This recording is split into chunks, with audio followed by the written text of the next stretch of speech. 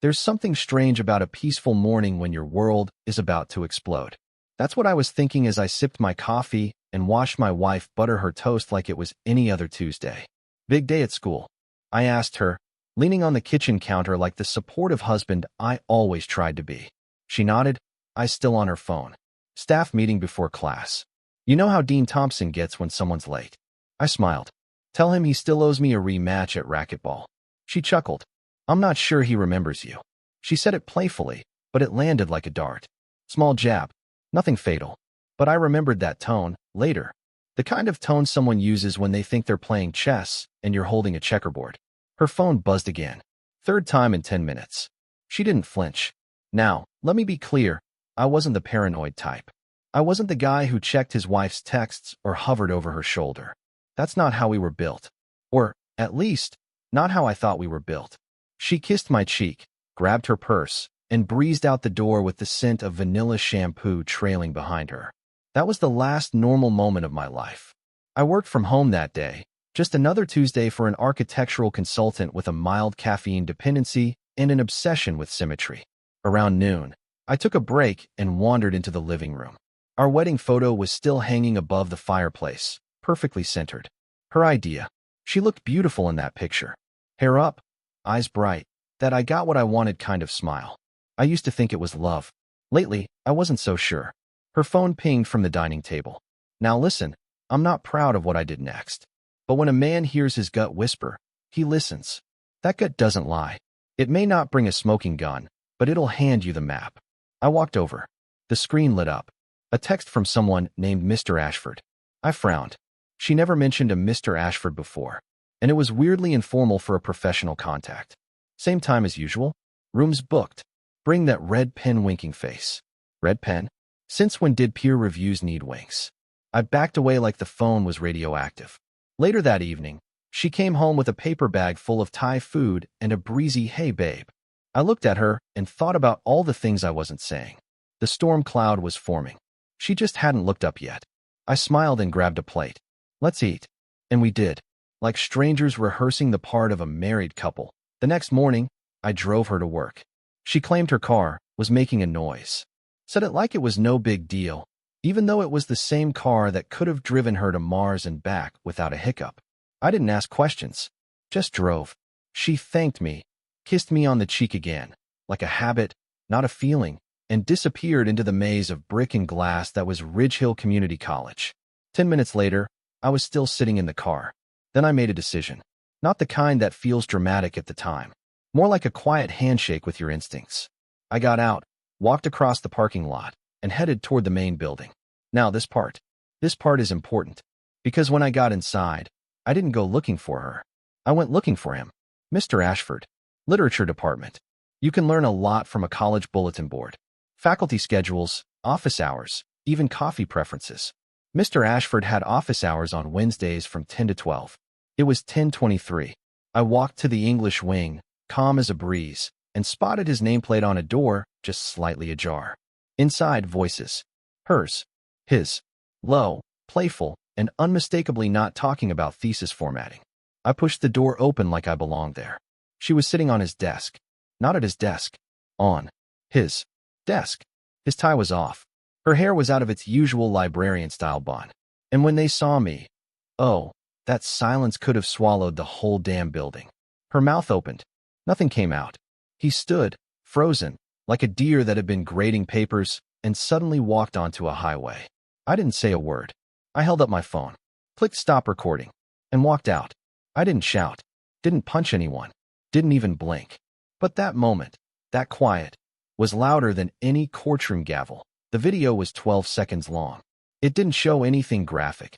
No kissing, no touching, but the tone, the closeness, the way she said his name, soft and low like she was ordering dessert off the secret menu, that was all it needed. It wasn't just the content. It was the context. 10:23 a.m. During school hours. In an office. On campus property. With a faculty member. By the time I reached the administration building, the video had been sent to 3 different inboxes. Mine, hers, and, most importantly, the dean's. Dean Elliot Randolph. Former Marine. Current caffeine addict. Not a man known for his patience. I didn't make an appointment. I walked straight past the secretary, who tried to chirp something about he's in a meeting, and knocked once before opening the door. Dean Randolph looked up, one eyebrow raised, as if to say, "You've got 5 seconds to make this worth my time." I gave him 6. "Mr. Freeland," he said slowly, gesturing to the chair across from him. "You look like a man with a purpose." I sat down and slid the phone across his desk. "Hit play." He did. To his credit, he watched the whole clip without flinching. His jaw flexed once, twice.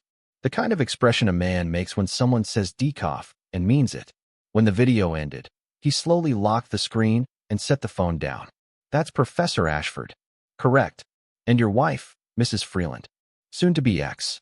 He leaned back, letting the silence stretch. "Then, you realize you just walked in here with the start of a sexual misconduct case, a workplace ethics violation, and probable cause for termination." I nodded. "That's why I came to you." He folded his hands. "I have to ask, why not go to a lawyer first?" I let out a short breath that might have been a laugh. "Oh, I've got one of those too. But I figured we could both use a little warning before this hits the front page of the college newsletter." He gave me a look I hadn't seen since high school, a mix of suspicion and admiration. The look a math teacher gives you when you show your work, and it's a little too clever. "You don't strike me as the hysterical husband type, Mr. Freeland." "I'm not. But I am thorough." I pulled a manila folder from my bag and placed it gently on the desk. Inside, emails, office hour overlaps, time-stamped building entries, faculty schedule screenshots, even a few screen grabs from public social media posts where the two of them appeared at the same downtown bar after literature symposiums. Turns out cheating on your spouse is messy. But cheating on your spouse when you both work in academia? That's just bad planning. Randolph didn't open the folder yet. He stared at it like it was radioactive. "I have to notify HR immediately." "I assumed you would. There'll be an investigation." "Of course. Public fallout." I leaned forward. "And you're going to handle it like a man who runs a respected institution and not a summer camp for hormones and broken ethics." That was the moment. That was the second I knew I had him. He was quiet for a while longer, tapping one finger on the folder. "What exactly are you looking for from me, Mr. Freeland?" "I want you to do what you'd do if this was anyone else, because it is." He used his authority to engage in something inappropriate with a colleague's spouse on college grounds, during working hours, in his office. "I want you to treat this like the scandal it is. Not because it's me, but because if you don't, you're going to look like a man who lets things slide." Randolph nodded slowly. "I'm going to convene an emergency meeting with HR and legal. In the meantime, Professor Ashford will be placed on immediate administrative leave, pending investigation. As for Mrs. Freeland," he hesitated, "she's technically not employed here, so she's your PR problem, not mine." He gave a dry chuckle. "Fair enough. I'll keep the rest of the documentation out of circulation. For now." His eyes narrowed. "Is that a threat?" "No. It's a courtesy." I stood up, retrieved my phone, and offered him a handshake. He didn't hesitate. As I reached the door, he called out, "Mr. Freeland." I paused. If I were in your position, I don't know that I'd be this calm. I turned back to face him. "That's because you didn't marry someone who made calm a survival skill." Outside, the air smelled like mulch and new lies. A group of students were gathered around the fountain, laughing about something that didn't matter, oblivious to the quiet nuke I'd just dropped inside the faculty building. I didn't feel triumphant. I didn't feel anything, really. But there was something incredibly therapeutic about paperwork being the weapon of choice. Let them scramble. Let them draft statements. Let HR hold its little Zoom powwows.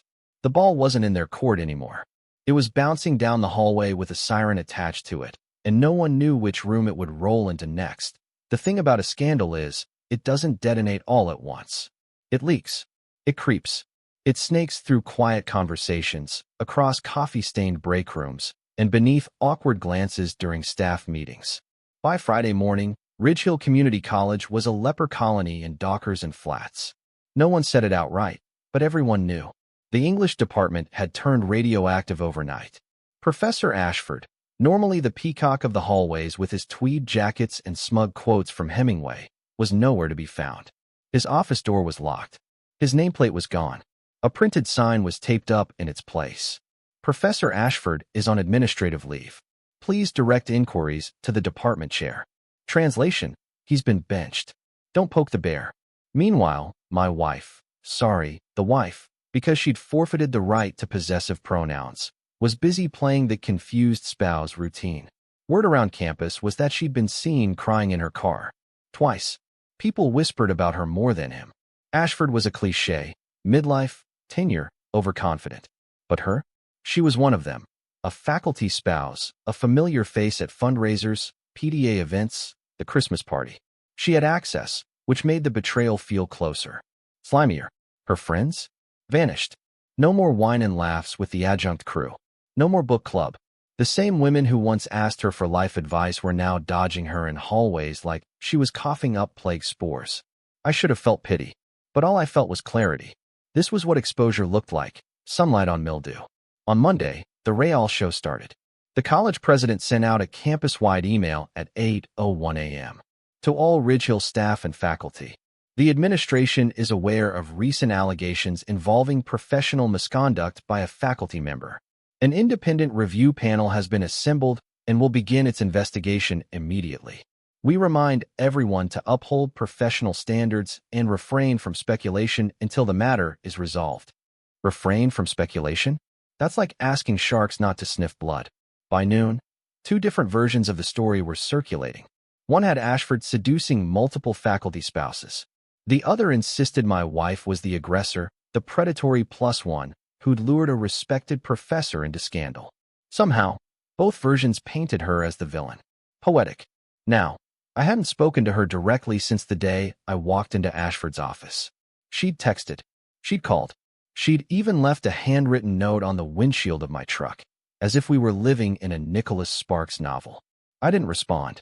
Silence, I found, says a lot more than words. But then, Tuesday night, she showed up at the house. I was on the porch, nursing a glass of something aged and important, when her car crept into the driveway like a cat that knew it wasn't supposed to be on the counter. She got out. No makeup, hair tied back, holding something in both hands, maybe a peace offering, maybe another lie. "Can we talk?" she asked, voice soft. I sipped my drink and gestured to the porch chair across from me. She sat. For a long minute, there was only the sound of wind chimes and my neighbor's sprinkler doing its nightly ballet.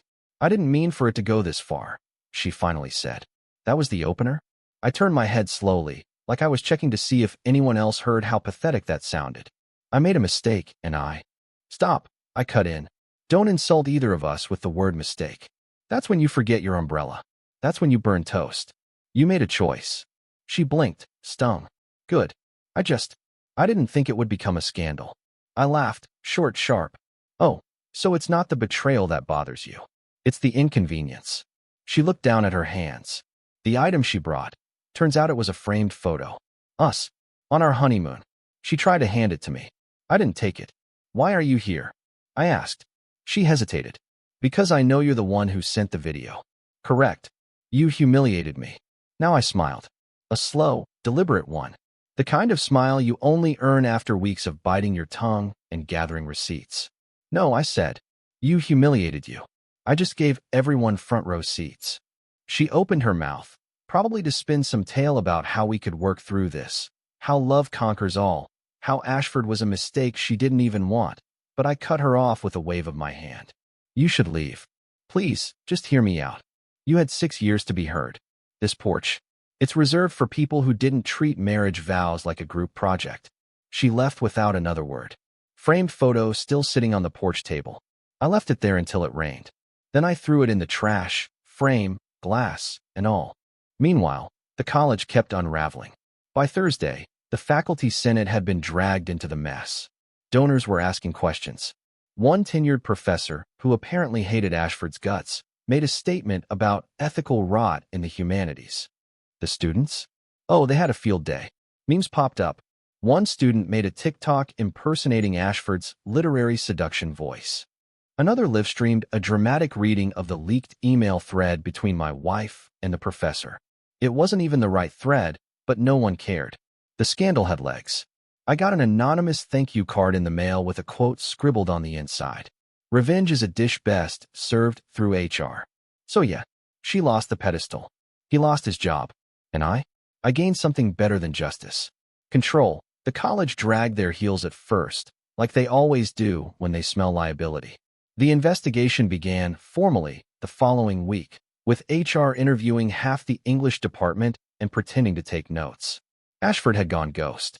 No word, no emails, no office hours. Just a stale out-of-office reply and a silence thick enough to chew. But silence doesn't keep rumors out.